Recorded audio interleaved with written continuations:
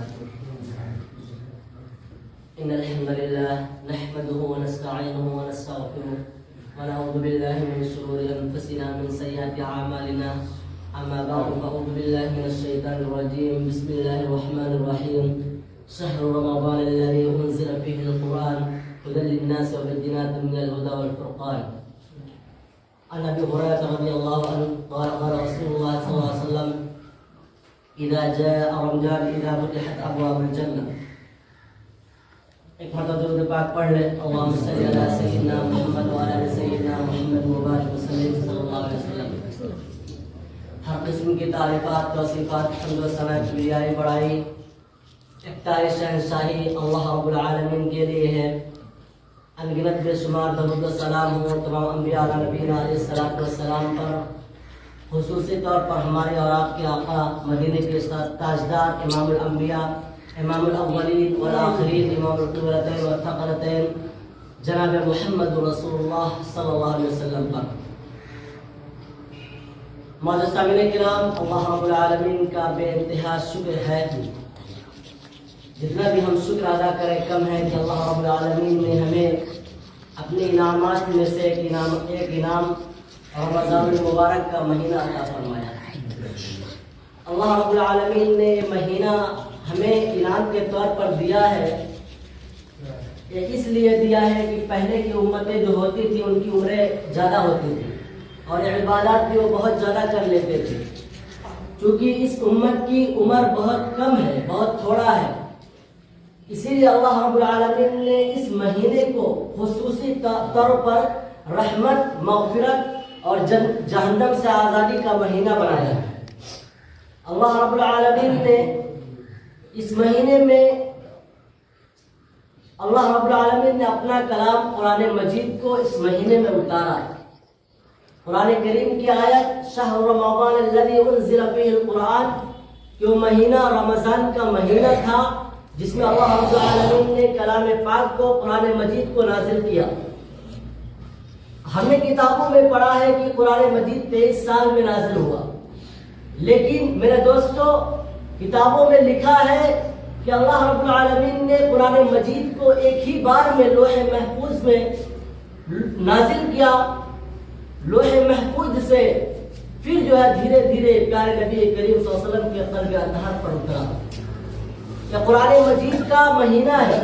یہ رمضان گناہوں کو مٹانے والا مہینہ ہے. یہ رمضان اللہ رب العالمین کی رحمت اور بخشش لینے کا مہینہ ہے.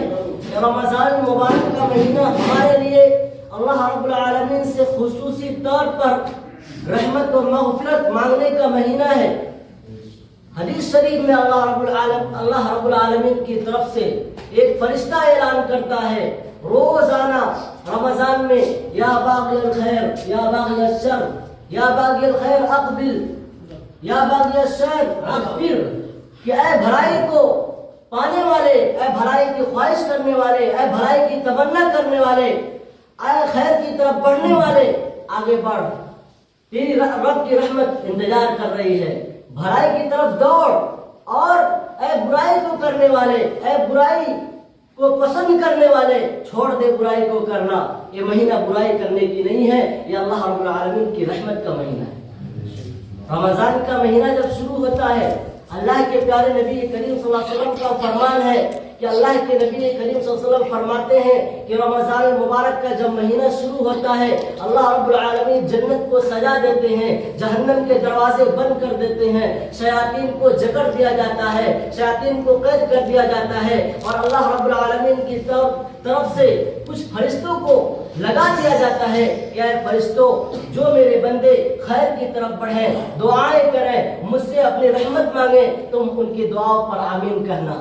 اے فرشتے میرے بندے اگر رحمت کی طرف متوجہ ہو، میرے رحمت کی طرف آئے، مجھ سے مغفرت کا سوال کریں، تم آمین کہنا. کوئی دنیا کی دولت مانگے پھر بھی آمین کہنا، آخرت کے طلبگار ہو پھر بھی آمین کہنا. میرے دوستو یہ اللہ رب العالمین کے انعامات ہے. یہ مہینہ اللہ رب العالمین نے ہمیں دیا ہے.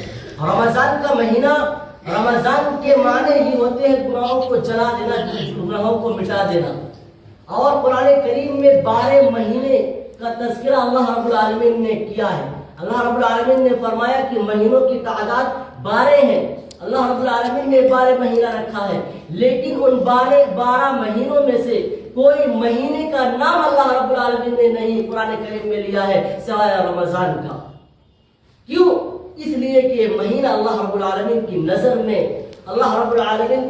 میں بہت ہی قیمتی ہے، اور ہر بندے کو، ہر مومن بندے کو چاہیے کہ اس مہینے کو قیمتی بنائے، اس مہینے کی تیاری کرے. میرے دوستو، فصل کی جب ہوتی ہے، گیہوں کا کٹائی کا جب سیزن آتا ہے تو بہت سارے لوگ ایسے ہیں پہلے ہی سے جگاڑ کر لیتے ہیں، پہلے ہی سے لگ جاتے ہیں کہ ٹریکٹر ٹالی جو بھی چیزیں ہوں اس کی تیاری کر لیا جائے تاکہ بعد میں کوئی دقت نہ پیش آئے.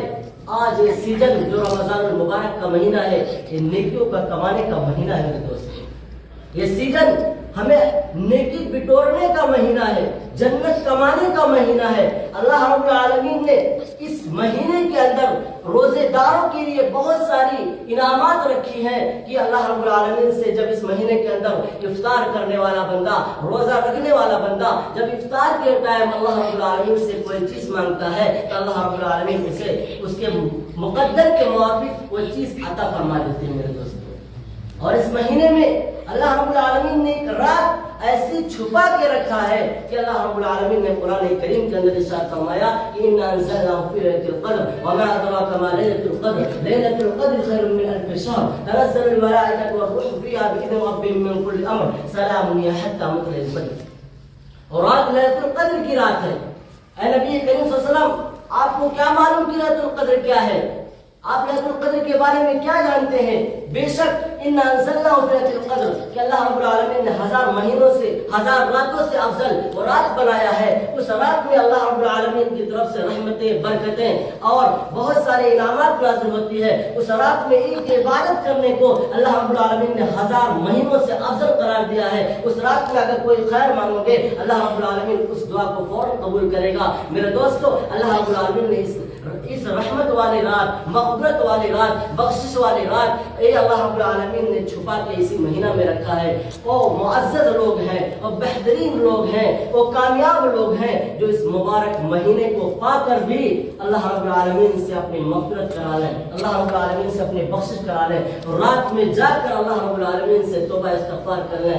سارا سال ہم تو دولت کماتے ہیں، پیسہ کماتے ہیں، دنیا بناتے ہیں، ترقی کرتے ہیں، لیکن میرے دوستو اگر ایک مہینہ ہم نے اللہ رب العالمین کے لیے دے دیا، اپنی تیاری کے لیے دے دیا، اللہ رب العالمین کی خوشنودی کے لیے جاگ گئے، تو ہمارے لیے بہت ہی سعادت ہوگی، ہمارے لیے بہت ہی سعادت مندی کی بات ہوگی.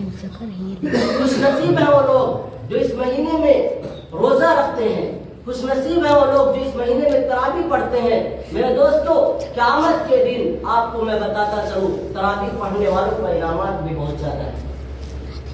4 چیزیں قیامت کے دن آپ کے ساتھ جائیں گی، آپ کے سامنے گواہی دیں گے، اللہ رب العالمین سے کہیں گے.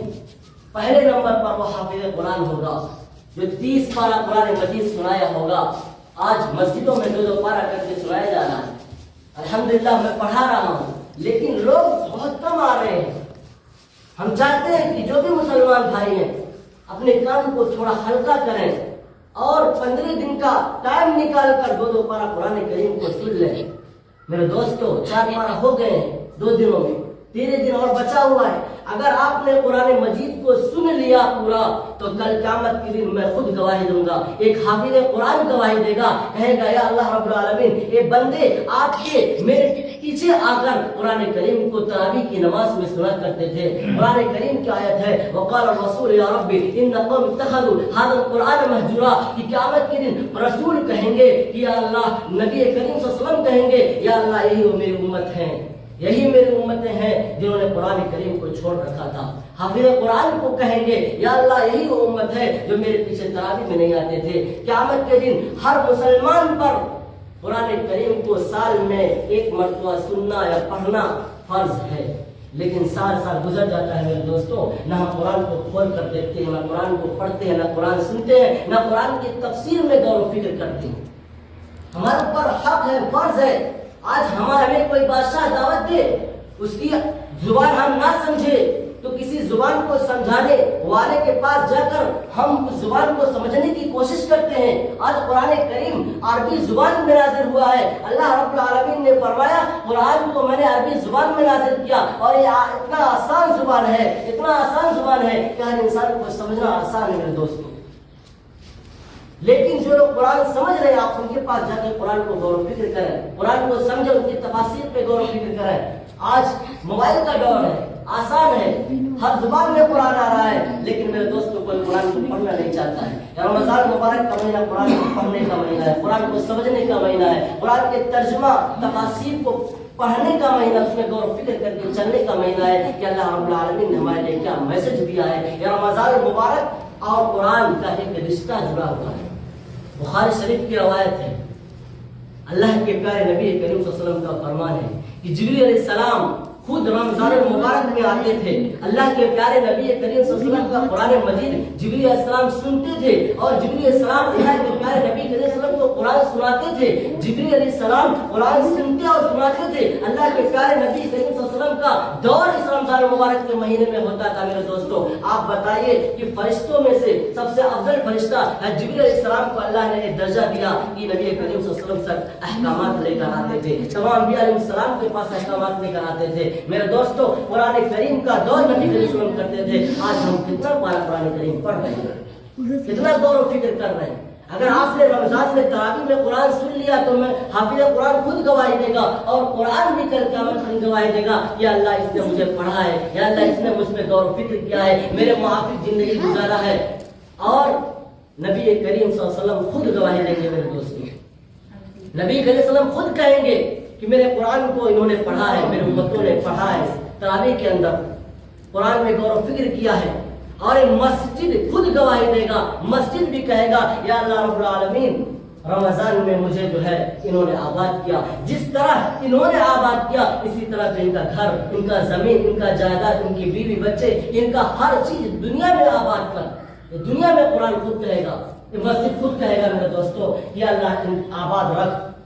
اور آخرت میں بھی ان کا جو ہے جو اللہ رب العالمین اجر دینا ہے وہ تو دیں گے میرے دوستو. اور روزہ جو ہے یہ اللہ رب العالمین کی طرف سے ایک انعام ہے.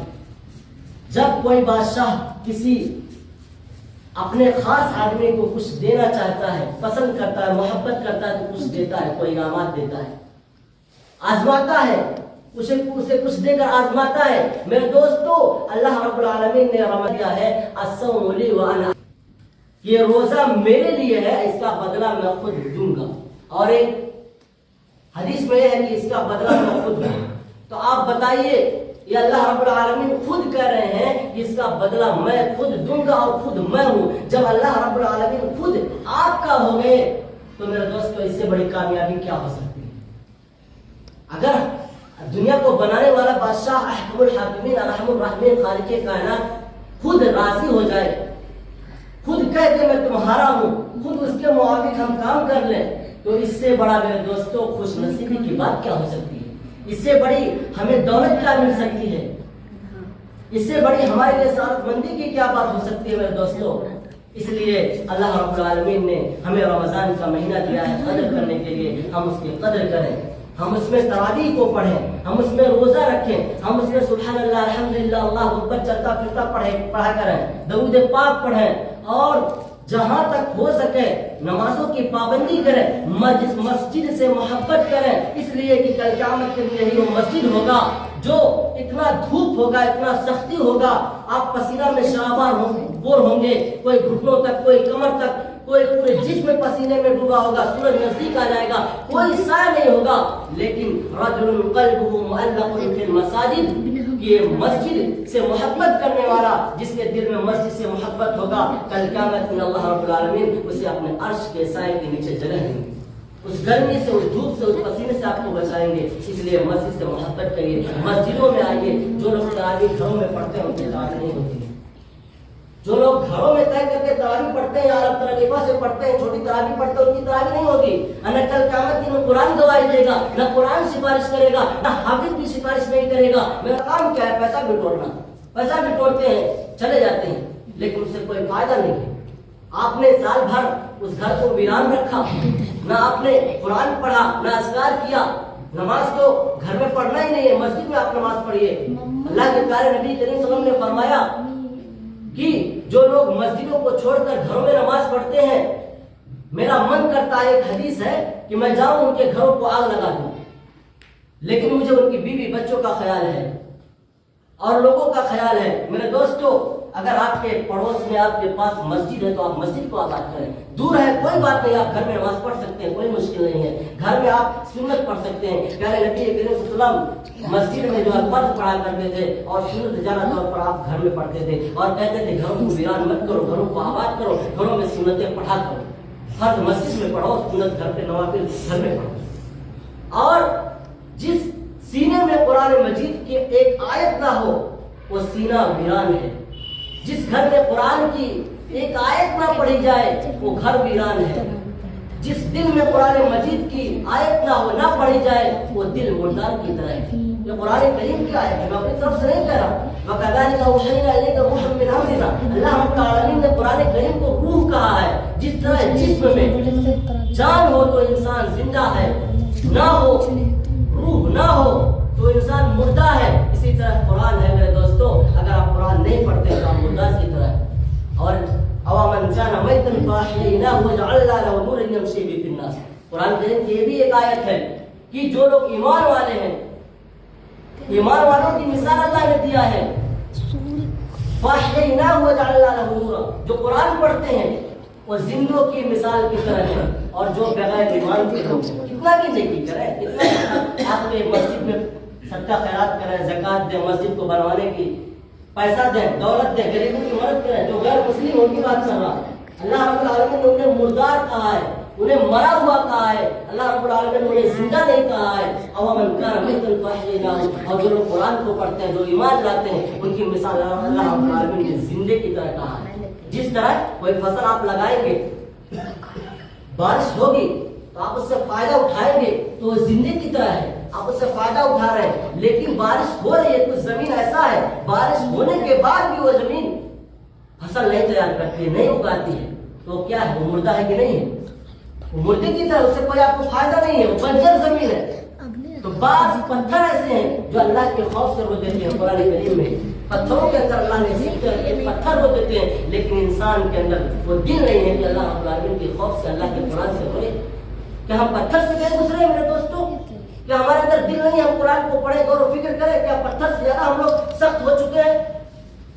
اگر ہم اپنا شمار زندوں میں کرنا چاہتے ہیں تو ہم قرآن کی تلاوت کریں، ہم رمضان کے روزے رکھیں، ہم تراویح کی نماز پڑھیں، ہم مسجدوں کو آباد کریں، ہم اللہ کا ذکر کریں، ہم زندے میں رہیں گے۔ اور اگر ہم نے جو ہے مردوں میں اپنا نام لکھوانا ہے، ہم چاہیں کہ مردوں میں ہیں، تو ہم اللہ سے دور رہیں گے تو ہم مردوں میں ہو جائیں گے۔ ہم نے قرآن کو چھوڑ دیا، روزوں کو چھوڑ دیا، تراویح کو چھوڑ دیا، تو ہمارا شمار انہی میں سے ہوگا جنہیں اللہ نے مردہ کہا ہے۔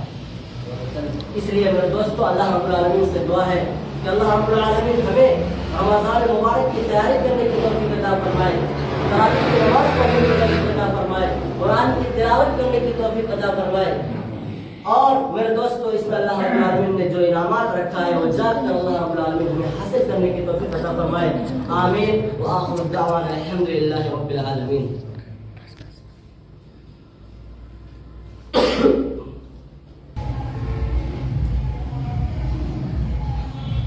الحمد لله نحمده ونستعينه ونستغفره ونؤمن به ونتوكل عليه ونعوذ بالله من شرور انفسنا من سيئات اعمالنا من يهده الله فلا مضل له ومن يضلل الله فلا هادي له واشهد ان لا اله الا الله وحده لا شريك له واشهد ان محمدا عبده ورسوله ارسله بالحق بشيرا ونذيرا بين يدي الساعه من يطع الله ورسوله فقد رشد ومن يعصهما فقد غوى نسأل الله ربنا أن يجعلنا ممن يطيع ويطيع رسوله ويكتب رضوانه ويجتنب سخطه يا أيها الناس إن لكم معالم فانتهوا إلى معالمكم وإن لكم نهاية فانتهوا إلى نهايتكم فإن العبد المؤمن بين مخافتين بين أجر قد مضى لكن الله سالم منه وبين أجر قد بقي لكن الله قادم به وليتزود العبد من نفسه لنفسه ومن حياته لموته ومن شبابه لكبره ومن دنياه لآخرته والذي نفسي بيده ما بعد الموت من مستعد ولا بعد الدنيا دار إلا الجنة وبالنار أقول قولي هذا وأستغفر الله لي ولكم